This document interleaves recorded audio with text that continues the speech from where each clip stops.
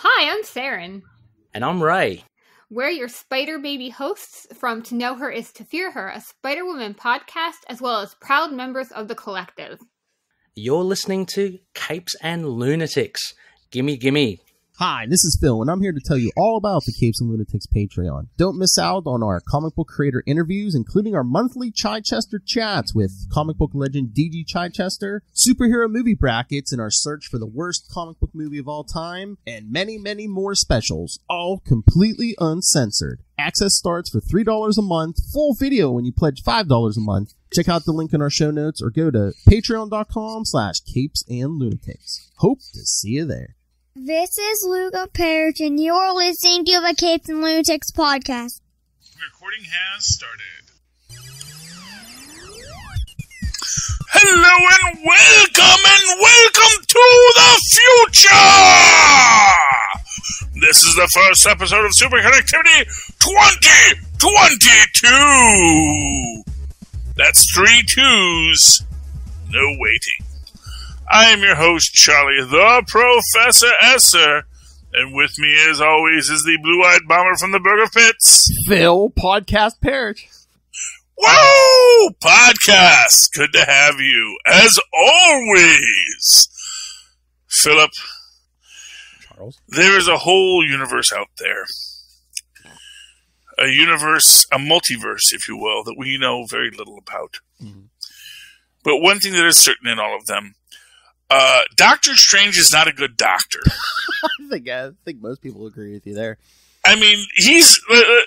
see, and this is the thing. This is about skilled doctor versus good doctor. He's very skilled, but he's not a good doctor. He doesn't give informed consent. He doesn't discuss with his patient what are the ups and downs.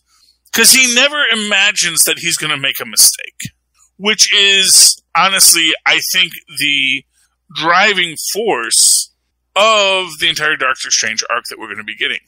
And I think that is where No Way Home ties into it. So, kids, if you haven't seen No Way Home yet, I apologize, there's going to be some spoilers for it here. Although they are spoilers that were in the trailer, so... Because here's the thing. For me, Doctor Strange's arc is he is insanely talented, but he doesn't have the humility to truly be a Sorcerer Supreme. Which is why, honestly, for me, one of the best parts of No Way Home is that Wong actually got to be Sorcerer Supreme. That it was thrust upon him expressly because he didn't necessarily want it. He always knew he was the most knowledgeable, always knew he was the most skills, but he did not want it. He wanted to simply be a librarian. You know, that was his job. That's what made him happy. He liked his books. He didn't want to have to defend the universe, but when the time came, he went and defended the universe because that was his job, because that someone had to do it, and he was called to greatness, and he achieved. Do you think Multiverse of Madness is going to put Strange back as Sorcerer Supreme, or just is Wong going to keep it? You know, it's a good question. We're currently working through the death of Doctor Strange in the Marvel Comics. Mm-hmm. So anything is possible. I think Wong's going to keep it, actually. And I think we're going to have this sort of Ancient One Doctor Strange, but like Wong is now the Ancient One kind of relationship between them. Yeah. This older, wiser sorcerer trying to get Stephen to come to understand why he's not a good doctor. Well, he's a skilled sorcerer, but he's not a good sorcerer. And that is, and for what it's worth, that is, what it comes down to with why Doom is a dropout and a petty dabbler.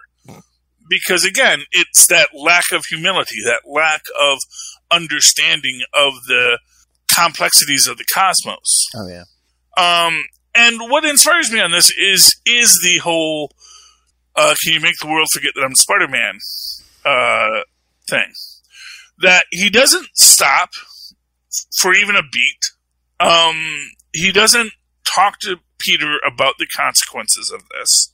He doesn't say listen, so he doesn't actually discuss what the operation is going to be. And that is a bad surgeon, in my opinion. He's about to excise a memory from the universe, which is fine in and of itself, but you have to talk to the patient first. You have to make sure the patient understands what he's consenting to. And then you have to make sure that, now we're going to establish what the parameters are. Like, that he doesn't even go in with, well, what are your parameters? Like, he doesn't even start, like basic troubleshooting, which shows you how bad he is. It's like basic troubleshooting is, okay, so the first question is, does anyone need to remember your Peter Parker? I mean, that he doesn't even think, oh yeah, by the way, I'm going to forget that you're Peter Parker too. Doesn't even think that, maybe the superhero community should remember who he is as a asset for the superhero community. Or is it just going to be like, hey, the more loophole, isn't that what he was saying? The more loopholes I throw into the spell, the more chaotic it's going to get. So it's like, hey, kid, it's either everyone forgets or everyone remembers. You ain't getting no in between. And along that same line, it is this idea that, even if you want to say, the more you add to the spell, the more complicated it gets, the less likely it's going to work the way we want it to. That is fine in and of itself, but then you have to address it with the patient. You have to, and this is one of these things where after the fact he comes back and says, well, you obviously appealed and da-da-da-da. It's like, wait, you mean I could have appealed the decision? It's like, are you telling? And then he turns it back in classic idiot jerk move. He turns it back on the other guy. He turns it back on Peter and saying, wait, you came to me to address the whole, to rewrite all of humanity's memories, and you didn't even talk to them first? It's like, maybe you should have asked that question as part of your triaging of the patient, doctor. Maybe, doctor, you should have said, okay, so what treatments have we already exhausted before we go to surgery? But then again, and to be fair, he's a surgeon. He knows to cut. He doesn't know to heal. Well, again, well, I was thinking maybe two things. I mean, one, maybe they'll address this in Multiverse of Madness. Maybe it'll be like, hey, Strange, you're, when it comes to magic, you're like a great surgeon. You know how to do the surgery, but you don't think about the patient, how it's going to affect the life of the patient. I mean, look, you cast this spell over the entire planet. Even you don't remember what it was, what it was for. And to be fair, that may be why we're getting a thing with the lady back again. Mm-hmm. Because, and I forget her name, sorry. But she was in the, the one who says essentially that to him. Yeah. And throughout the first movie. It's like, you're thinking this, but you're not thinking that. And I think we're getting that dark Doctor Strange from What If too. But no, I was going to say the other reason is because, remember, Charlie, this is an MCU. This is, it's set in the MCU, but it's a Sony movie too, so. Well, yeah, but I think that the rules seem to be, and here's what I'm going to say, and I know it makes everyone mad when I say this, everything is canon until it's not. Yeah. Which means literally the X-Men movies are canon. The Fantastic Four movies are canon until they're not. Yes, maybe through a multiverse, maybe through a this or that, but it's all canon.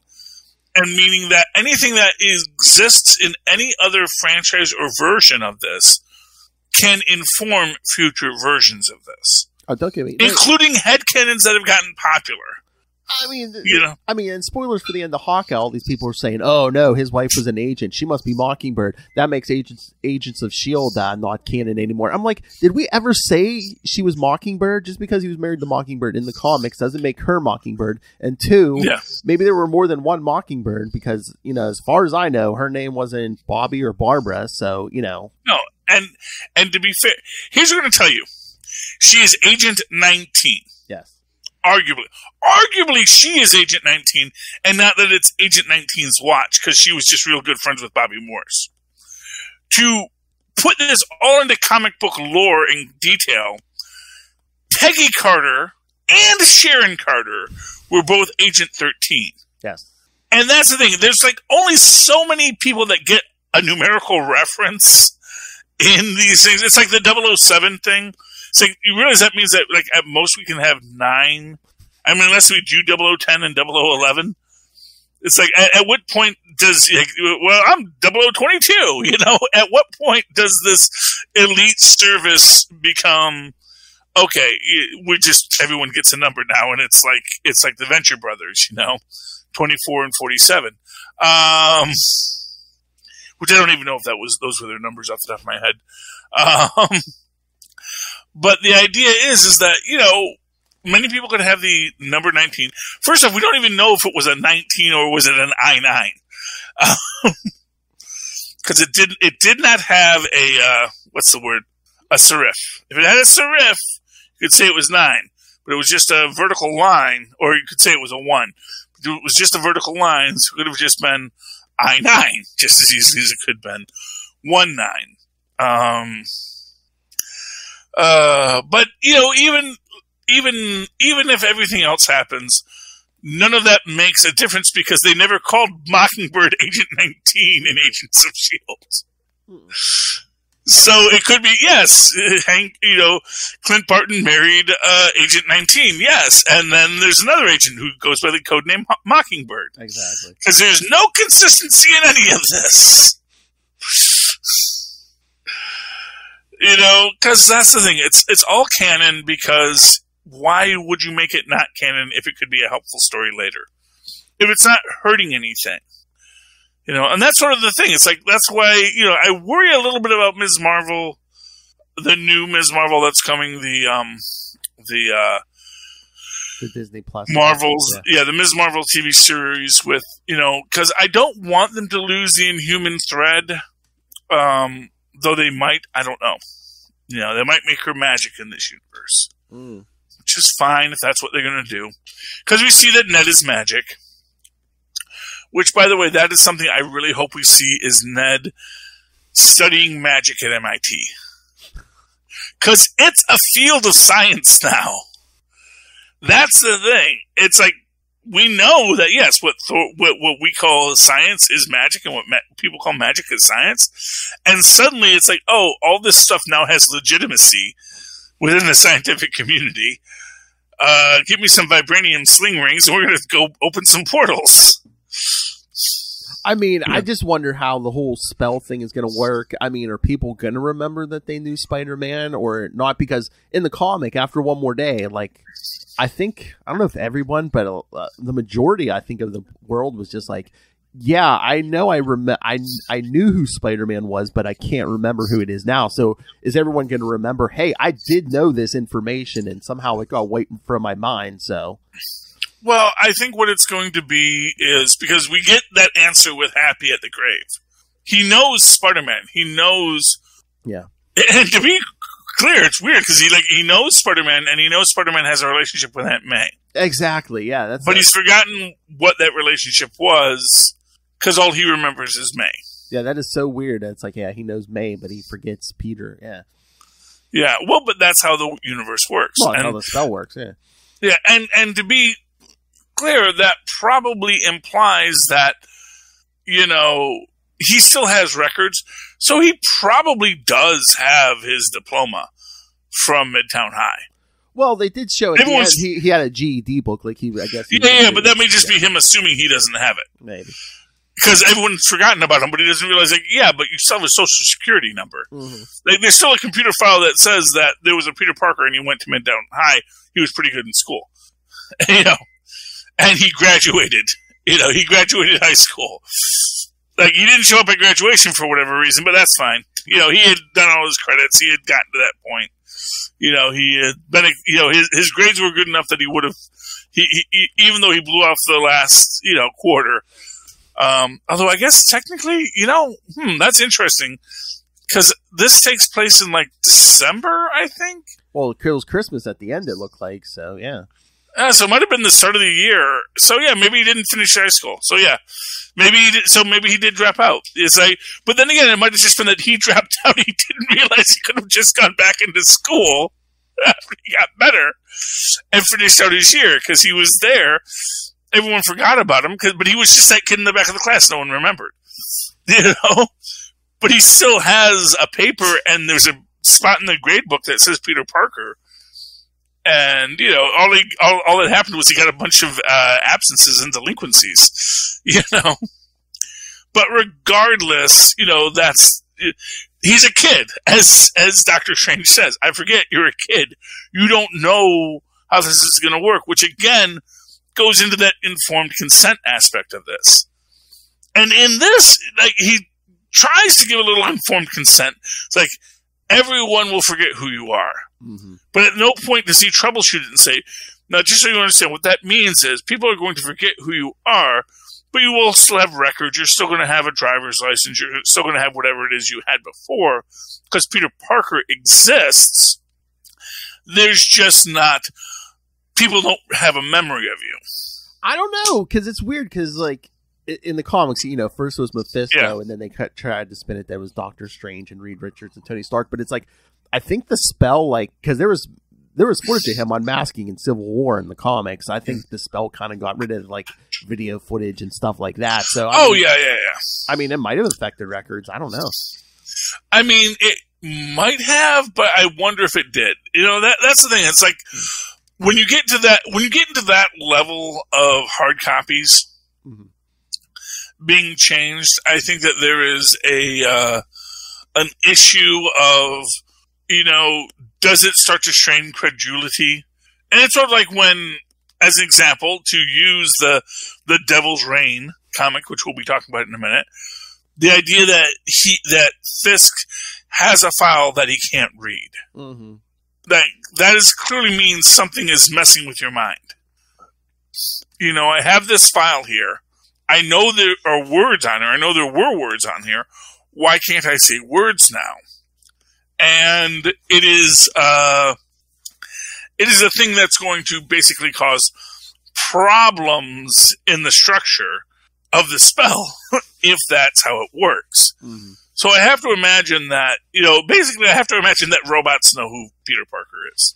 Robots don't care if he was Spider-Man, because that wasn't the robot didn't have a thing that said if Peter Parker exists, then he's Spider-Man. Robot just says Peter Parker exists. Here's his A, here's his B, 1 = 0, and that is all that matters. You know, from the computer's point of view. That's interesting. Would the Vision remember, or did the spell affect the Vision? Did the Vision know he was Peter Parker? I mean, I don't think he knew him, but I think he might have had in his brain how, you know, because he was working with Stark too, so Peter Parker is Spider-Man. I mean, I don't think he really did much interacting with him, but he might have the name. Well, that assumes that Stark told him, or that was data that Stark put somewhere. Mm. That's the idea. It's like, if Stark didn't put that information somewhere, that's true. No one would have any reason to know, because clearly everyone remembers Spider-Man. J. Jonah Jameson has not forgotten the existence of Spider-Man. Yeah. They just forgot the existence of Peter Parker. Mm-hmm. So, from the Vision's perspective, he remembers Spider-Man. And along those lines, arguably, Doctor Strange remembers Spider-Man. So that when Spider-Man shows up at Doctor Strange's house, he's going to be, you know, that would be a funny thing in Multiverse of Madness. It says, oh, it's good to see you again, Spider-Man. It's like, oh, you remember me? It's like, yes, we saved the world together. Oh, because you did the spell that made everyone forget that I was Peter Parker. He says, who? You know, and there you go, Marvel. That's your quip line for Multiverse of Madness if you're still shooting it. But it makes sense that, yeah, I remember Spider-Man. Everyone remembers Spider-Man, but no one remembers who Peter Parker was. And that's the idea. It's like no one forgot that Peter Parker existed. Well, in the original No Way Home, or the original, not No Way Home, but One More Day. Mm-hmm. Oh, wow, that's interesting. It's a rhyming scheme there. But in the original One More Day, you know, no one forgot that Spider-Man existed or Peter Parker existed. They just lost the connection. Now people are forgetting that Peter Parker existed, but they still remember that Spider-Man exists. So in this universe, effectively what happened is, MJ and Ned went to Europe. They had their adventures. They got attacked by Mysterio. Spider-Man saved them. All these things happened. The world may still think Spider-Man murdered Mysterio. They just don't know what Spider-Man's secret identity is, because Peter Parker has been made that kid in the back of the class. Oh my gosh, they made him into Jessica Jones. Because Jessica Jones went to school with Peter Parker. But he didn't even remember her. She was just the girl in the back of the class. Isn't it funny how the world works? You want to talk Devil's Reign? Sure, yeah. Devil's Reign 2. Devil's Reign 2, because it wasn't good enough to just do it once. You have to do it twice. And, one thing we can say is, Kingpin, he thinks small. I love the callback again saying, Emperor Doom is canon. Yes. This happened. This is the thing. So, am I to understand that basically his cane now has Kilgrave's thumb in it? I guess, yeah. Because it's the diamond thing, and they have Kilgrave in the thing. It's like, and also just this idea, it's like, you can't really control people's minds, you can only influence them. And then obviously people with strong enough will, like Daredevil, who also had will enough to resist him, can't really be made to do things. So it's it's a neat way how they squared the circle. Although it's also weird when you create the idea that, yes, this can make your brain not be able to read things, but also it can only do influence. It's like they're playing a little fast and loose with the power levels there. But in this moment, I like what Wilson Fisk is trying to do, especially because, again, he's just trying to control the city. It's always this idea that he wants to. He's like Dr. Doofenshmirtz. He wants to control the tri-state area. The entire world is not something he needs to rule, because he knows that, honestly, just controlling the tri-state area is going to give him enough and give him enough power that what the rest of the world does is of a minor consequence. That's the thing. Well, I thought, was it this one or a different one, or maybe I just imagined it? I thought he said something like, eventually, maybe it might be a stepping stone to the presidency. Well, no, that's what the, what are they called? The rich people. Oh, yeah. The Cokes in this universe. Yeah. Who aren't even the Cokes, because it's not like they're the Roxxons, Yeah. They're actually just people that have a lot of money and have invested in Roxxon. They bought Roxxon at 2 back in the 1930s, and now they're doing quite well for themselves. So in this situation, they think President Fisk might be an interesting idea. But, people thought President Loki was an interesting idea. It is a possibility that we might see at the end of it. But I don't think Fisk is thinking presidentially yet. I think he's still thinking. About, what if I ran this city? What if I maintained my power? What if I held? Although there are term limits in New York right now, but as we know, those can always be repealed. Because Giuliani did it. He wants to be Fiorello LaGuardia and just rule for his life. He wants to be mayor for life. That's his goal. It's interesting. It's interesting to see Ben Reilly fight Taskmaster in this. Oh yeah, I was waiting for Taskmaster to throw out a line, but like, you move similar to him, but you're not Spider-Man. You don't move exactly the same as Spider-Man does. No, I prefer that he doesn't. Okay. I prefer that, like, no, you are literally a clone of Spider-Man.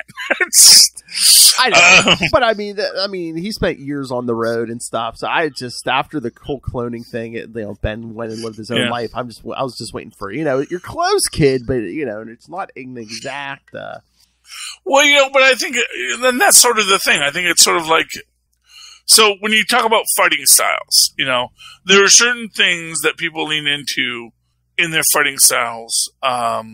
That are going. So, I mean, you could argue. So, what might have been interesting is, you picked up some new tricks since the last time I saw you, Pete, or Spider-Man. That's the thing, because then that would say it was a different fighting style, but it doesn't have a necessary reason And to be fair, both of them are still utilizing a Spider-Sense-based fighting style. And I mean, literally, it's a copy of Peter's body, so yeah. Yeah. So as an example with Taskmaster, it's like he won't know he's fighting Black Widow per se, but he will know when he's fighting someone who was trained by the Red Room. Yeah. Because he's like, oh, that's a Red Room move. I know these moves. I know where you got that from. But as to who's behind the mask, lots of people study that style, you know. And it's like when you do certain mixes, it's like, oh, that is what, you know, that's what Hawkeye does, is that mix. Yeah. But that doesn't necessarily mean it's Clinton Barton. It could be Kate Bishop. Or, I mean, it could even be like, I mean, Ben has all Peter's memories up to like Amazing 150 when Peter was cloned. He should be like, man, why are you doing some early Spider-Man, you know? Well, you know, but then he did his own thing, yeah. So and we don't know that Taskmaster fought him prior to 150. So that's the thing. Yeah. He only knows the fighting styles. He knows the fighting styles from videos and things he's seen, but until he actually fights someone, you don't get that visceral concept. So I felt that was well handled. I like how he gets basically in classic style, just gets Whiplash to release the prisoners, which again, not for nothing, whatever you're doing, Fisk, you don't get to murder the Daily Bugle staff. Like, at no point is that an acceptable way for your police force to behave. You know? Robbie Robertson might be black, but not all of them are black, so you can't argue that you were intimidated by them. I mean, if somebody does get killed, does Fisk just go on TV and be like, oh, I have some overzealous cops here, they're going to be, they're going to be... They will be punished to the fullest extent of the law. Administrative leave, yeah. Yeah, I mean, I don't even know. Honestly, there's so much fast and loose in this. It's like... you really get the feel that people in New York are like, nobody cares anymore. This city gets demolished and rebuilt 4 times a week. As long as Galactus doesn't step on us, Yeah. It is really... I get the feeling that, like, New Yorkers in the Marvel Universe are very downtrodden. But at the same time, it's sort of like that's where, like, I think... Watchmen has a little bit of reality to it in the HBO version, where it's like, no one wants to live in New York anymore. Because, I don't think it makes as much sense because that only happened once in New York. That once a giant squid showed up. Okay, it's like a few million people died. That happens. But, the idea that would cause a permanent avoidance of New York seems unlikely. The fact that literally superheroes are all over the place is problematic, should be more problematic. But then again, most superheroes are only throwing cars. And, you don't get a Galactus-level threat that often. And, even Lilith lives in Florida, and they get hurricanes. So. Oh, yeah. The real big reveal of this is, of course, the fact that the superior Dr. Octopus, the most superior of all, who now has access to the Forever Gate. I love that he calls Reed Richards the mad scientist.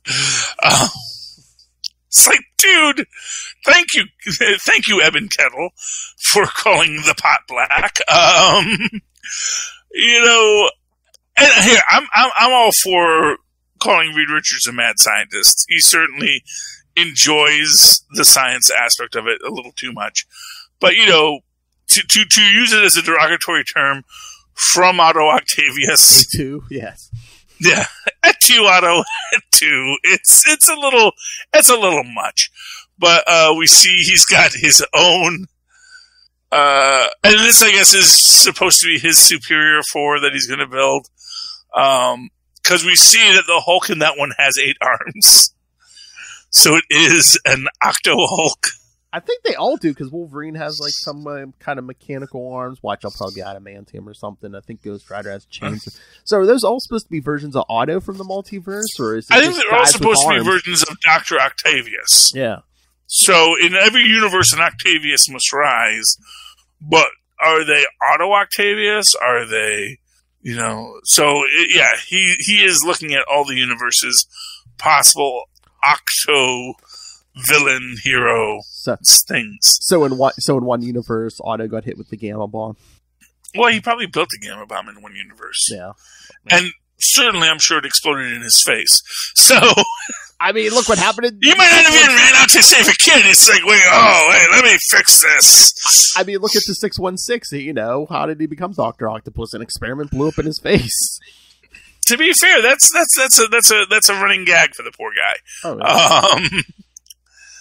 yeah. Anyway, so I'm looking forward to our Superior 4.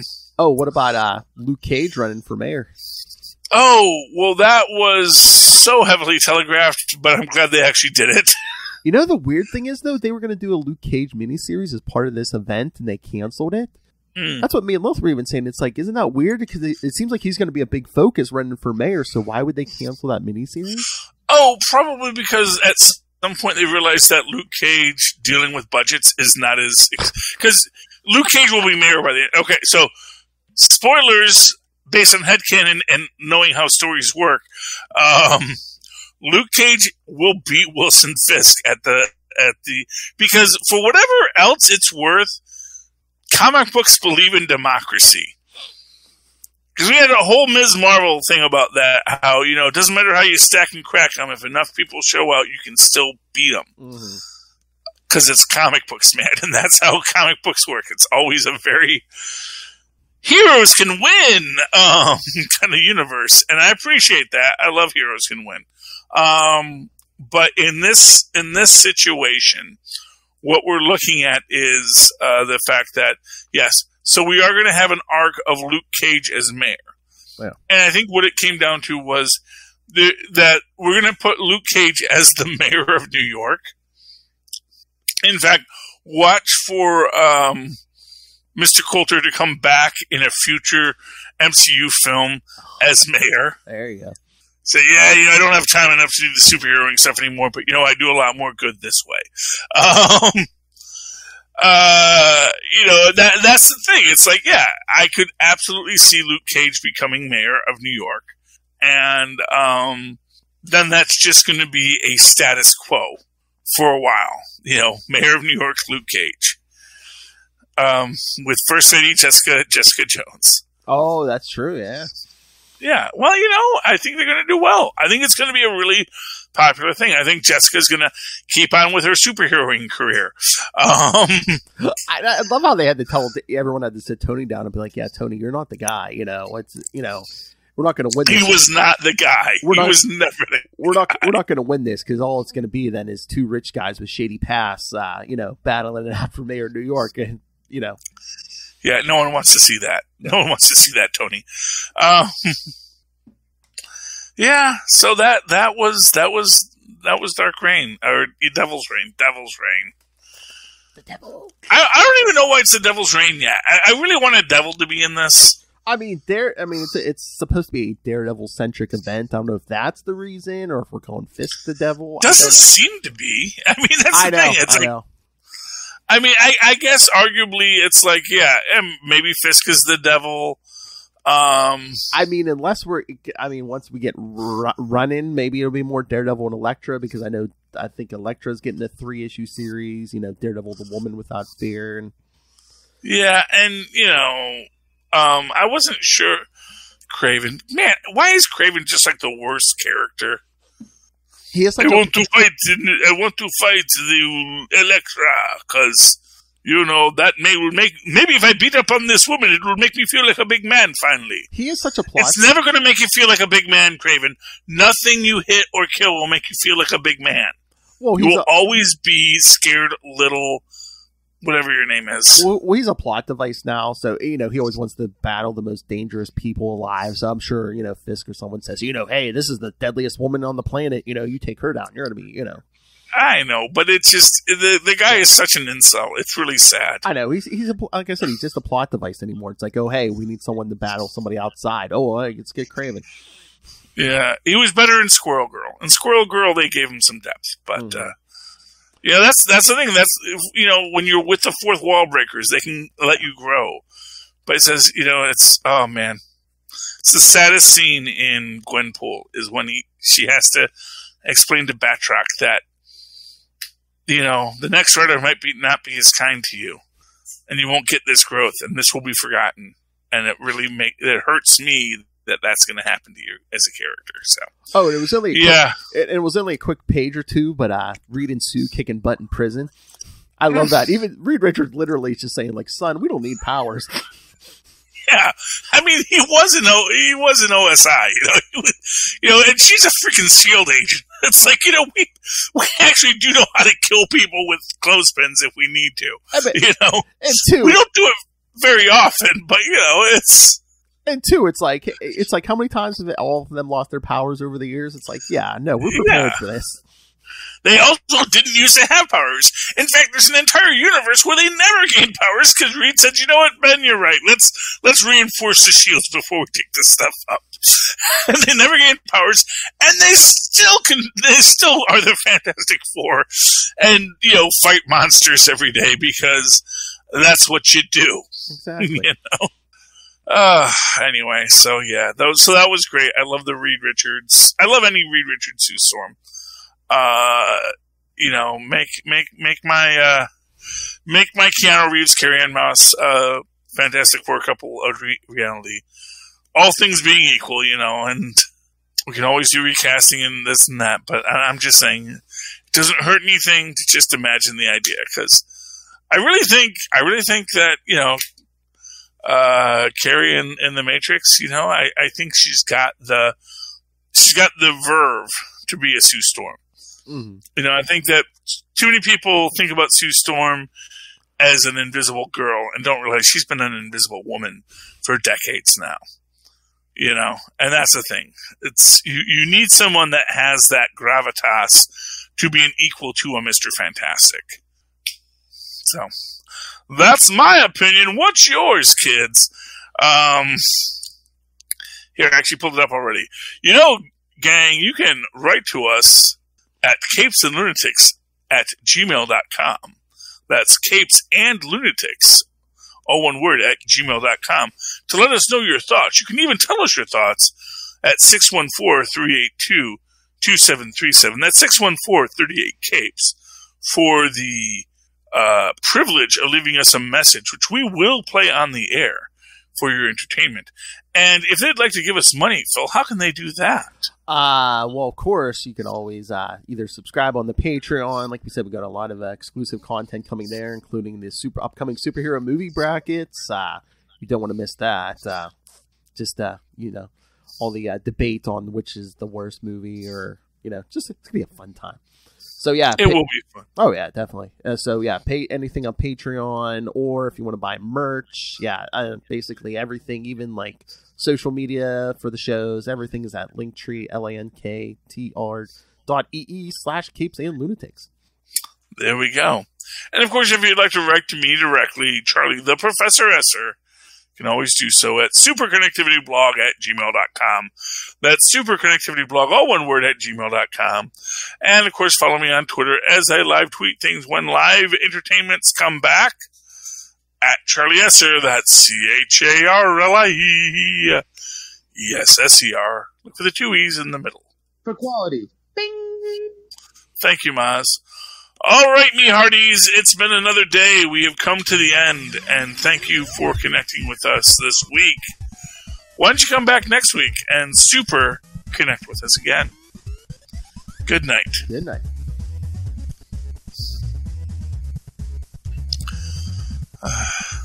Vote Cage. Yeah, vote Cage, man.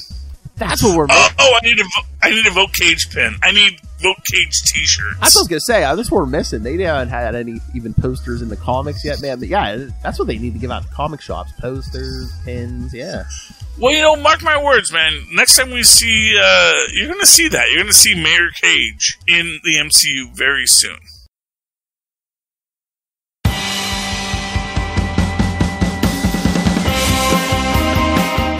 Hi, I'm one of the High Priests of Khonshu Ray, and I have the sacred privilege of providing you, the loony listener, with a podcast honouring Marvel's very own Moon Knight.